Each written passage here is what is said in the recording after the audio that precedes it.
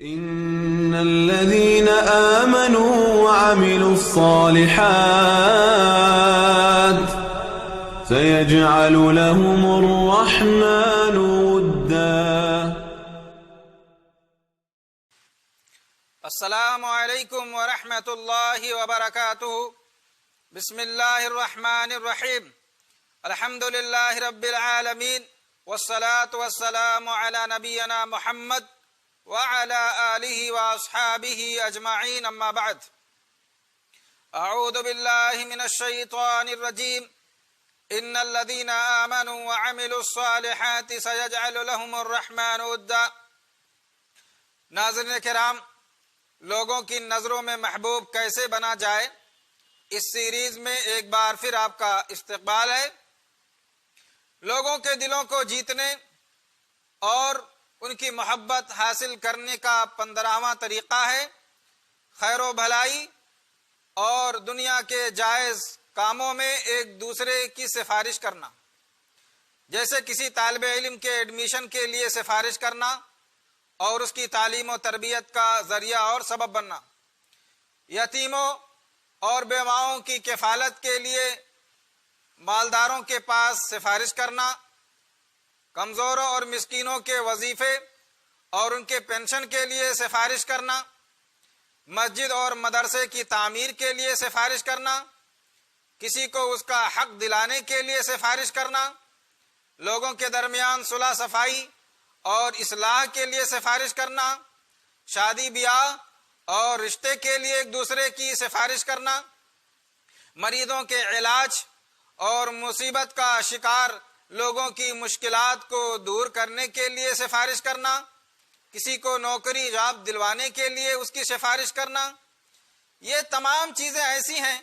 کہ انسان اپنے کرم فرما کو یاد رکھتا ہے اور اس سے محبت کرتا ہے، اس کے احسانات کو وہ کبھی نہیں بھولتا اور اس کے دل میں اپنے کرم فرما اور احسان کرنے والے کی محبت بیٹھ جاتی ہے اور ہمیشہ اس کا تذکرہ کرتا ہے. انسان دنیا میں کتنا بھی ترقی کر لے، ترقی کی بلندیوں کو وہ چھو لے، مگر وہ پھر بھی محتاج ہے. انسان کو ہر کام میں اپنے جیسے انسانوں کی ضرورت پیش آتی ہے.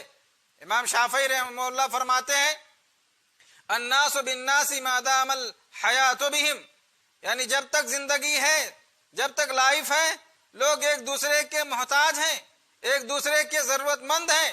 اسی طرح آگے فرماتے ہیں وَأَفْضَلُ النَّاسِ مَا بَيْنَ الْوَرَى رَجُلٌ تُقْضَى عَلَى يَدِهِ لِلنَّاسِ حَاجَاتٌ، یعنی لوگوں میں سب سے افضل، لوگوں میں سب سے بہتر انسان وہ ہے کہ جس کے ذریعے، جس کے ہاتھ پر بہت سارے لوگوں کی ضرورت پوری ہوتی ہو. اس لیے اپنا ہاتھ خیر و بھلائی کرنے سے کبھی نہیں روکنا چاہیے، کیونکہ یہ سنہری موقع بار بار نہیں آتا،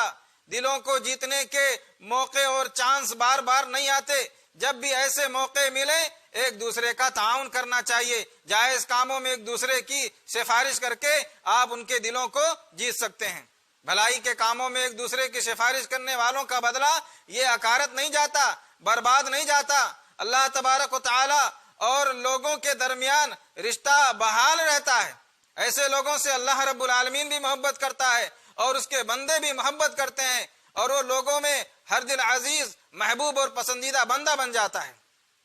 سنن نبی داؤد اور سنن النسائی کی روایت ہے، ایک مرتبہ اللہ کے نبی صلی اللہ علیہ وسلم نے صحابہ کو مخاطب کرتے ہوئے فرمایا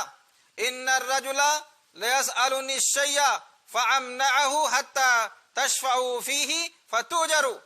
یعنی کوئی آدمی مجھ سے کسی چیز کا سوال کرتا ہے، کوئی مجھ سے کوئی چیز مانگتا ہے تو میں اسے دینے سے رک جاتا ہوں، دینے میں تاخیر کرتا ہوں، اس کی مراد پوری نہیں کرتا تاکہ تم لوگ میری خدمت میں اس کی سفارش لے کر کے آؤ اور میں تمہاری سفارش قبول کرتے ہوئے سائل کی مراد پوری کروں اور اس طریقے سے تم کو اجر و ثواب ملے، تم اجر و ثواب کے مستحق ٹھہرو.